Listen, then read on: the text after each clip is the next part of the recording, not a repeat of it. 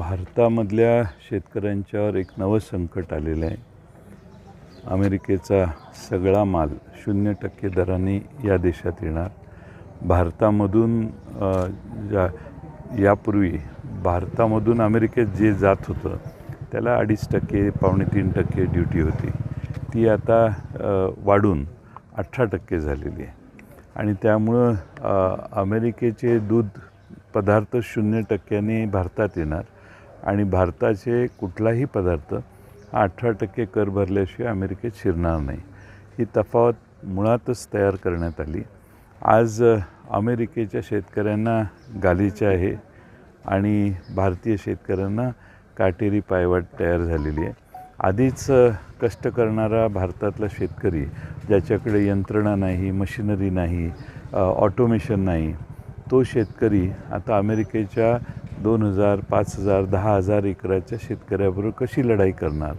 ज्या गाईचं उत्पादन हे 15, 16, 18 लिटर आपल्या भारतात रोज गाई दूध देते, अमेरिकेत 70, 80, 90 लिटरच्याही गायी आहेत. त्या गायींच्याबरोबर आमची भारतातली गाय कशी लढाई करणार? आणि त्यामुळे इकॉनॉमी ऑफ स्केल बघितलं तर अमेरिका कितीतरी पटीने आपल्यापेक्षा श्रेष्ठ आहे. त्यांना कर शून्य करून ही भारतीय शेतकऱ्यांच्यावर प्रचंड अन्याय झालेला आहे. आता या बाबतीत खरं म्हणजे संसदेत चर्चा जर झाली तर केंद्र सरकारने संसदेमध्ये स्पष्टपणाने हा करार काय आहे याची चर्चा केली पाहिजे. भारतवासियांना समजावून सांगितलं पाहिजे. पण पहिल्यांदा जे रिपोर्ट्स आलेले आहेत ते रिपोर्ट्स भारतीय शेतकऱ्यांचं पानिपत झाले असेच आहेत. आणि असं असेल तर भारतातल्या शेतकऱ्यांना प्रचंड मोठी हानी पोचेल. असंच फ्रान्समध्ये झालेलं.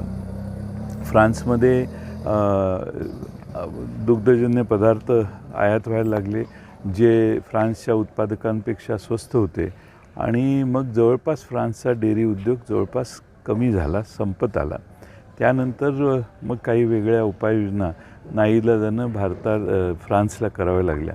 आज भारतातला शेतकरी जो गाईचा गोठा सांभाळतो, जो 2 एकर शेती करतो, जो सोयाबीन करतो, कपास करतो, जो ऊस करतो, जो डाळिंबाची बाग लावतो, केळ्याची बाग लावतो, या सगळ्यांना अमेरिकेची उत्पादनं सहजासहजी किमतीमध्ये हरवू शकतात आणि मग मात्र आपला शेतकरी टिकणार नाही.